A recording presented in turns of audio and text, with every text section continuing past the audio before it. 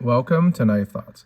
This video is going to be on this knife, and this is the Lick Creek Cutlery Company Farmer's Jack. And so this is a special factory order made by Great Eastern Cutlery for Lyle Fry, and it actually doesn't say, oh, here we go, for Lyle Fry. And Lyle is a big collector of Farmer's Jack pattern knives. He has an incredible collection of vintage Farmer's Jacks as well as ones made by Great Eastern Cutlery. And so he had an SFO of Farmer's Jacks in the past, and this one here is coming out in 2025. So first of all, it's got a great write-up on the back of the tube here that you can stop the video and read if you'd like. It's basically thanking Great Eastern Cutlery for doing another SFO and hoping to see everyone at the rendezvous. It's always nice to see Lyle at the rendezvous. He's a great guy to talk to, and so I really enjoyed getting to see him here this past year in 2024. And here is the pattern number. It's a number 38. 3 is the main blade shape, 2 for 2 blades, and 2025. And you can see that this is one in Sandbar Stag. Now, there were also a couple other versions. There was a white bone and I believe an ebony, but I went with the Sandbar Stag because, first of all, I actually don't have that many Great Eastern Cutlery Stag knives, and secondly, as you can see, it has a shield. And Great Eastern Cutlery has not been doing shields on Stag knives for a while. It's something that Bill has avoided because from what he's told me and told others, it is difficult often to get a shield into the Stag without kind of ruining the look of it, without having big cuts into the Stag, and he prefers to focus on the natural beauty of the Stag. But I think that this bar shield is a great option because it is nice and simple. It's just a straight bar shield. It would also be great for engraving if you'd like to get your initials engraved. It might be a little small, but I have done that before on some knives. So I was really excited to see a shield on Stag. Now, this Farmer's Jack is an interesting pattern. It's one that I am not a expert on. There's actually an insert in the tube here, and it doesn't actually talk about the pattern much. It's just kind of an amusing story that Lyle put in here. So a Farmer's Jack, sometimes I believe called a rooster comb, but again, I'm not an expert. You can see that it has this harvester or hook blade, hawkbill blade, whatever you want to call it. It's kind of like a pruning blade. So it's got this straight spine and then a really abrupt turn towards the point and some straight edge, but then it does have this hook to it.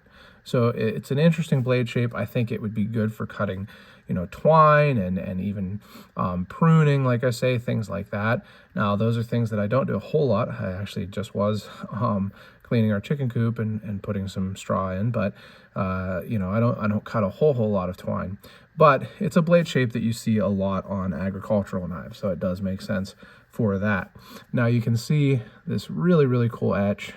I believe that this is the cabin or the house that was on Lick Creek, but I don't have the write-up for that out right now, so I can't really tell you for sure. But really cool etch, really kind of intricate, detailed etch. And then you can see the stamp, Lick Creek Cutco, Stiltner, West Virginia. So it's really cool to have that special stamp. I think it's something that makes it extra special. You can see that it's carbon, it's 1095. And then the secondary blade is a spay blade. So again, a very agricultural focused blade. This is kind of a cool spay blade where it gets actually wider towards that belly there.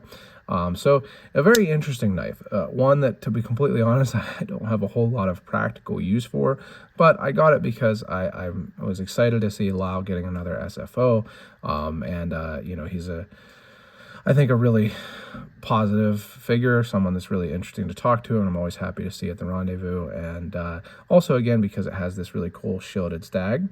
And here is the other side of the Stag. So this is kind of a relatively light Stag, not a whole lot of popcorn. It's relatively smooth, but very good looking. I think pretty vintage looking. pretty well fitted. There's a little bit of a gap between the bolster and the cover here, but otherwise pretty darn good. The back spring is really nicely done, and as you can see, it's a single back spring pattern. So both blades are on the same back spring and they're fit really nicely in there. So Grady from Cutlery did a great job of that. I also do think they did a really good job of the shield fitting it into this Stag, and maybe the smoothness of the Stag helps with that. But it does look really nice. The pins are all nicely done. And I just want to give you a couple quick comparisons to some other 38s. It's actually interesting. I actually have two other 38 pattern knives. So here is the 2017, I believe, 2017. Does it say on there? It doesn't say on there, does it? But I believe it's the 2017 Rendezvous Special. As you can see, it's a 38. What they call this? I don't think it's not a seahorse, but you can see that it has this Turkish clip point, very different in the blade shape, and it is a single blade. And then another Rendezvous Special 38.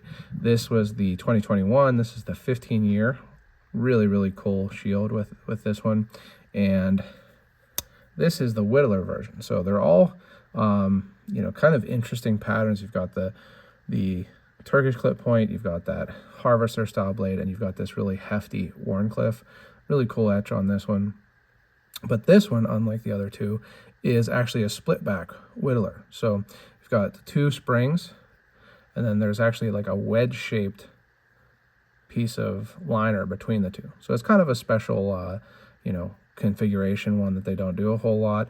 And you can see it does have a sheep foot and a pen blade in addition, because it is a Whittler. So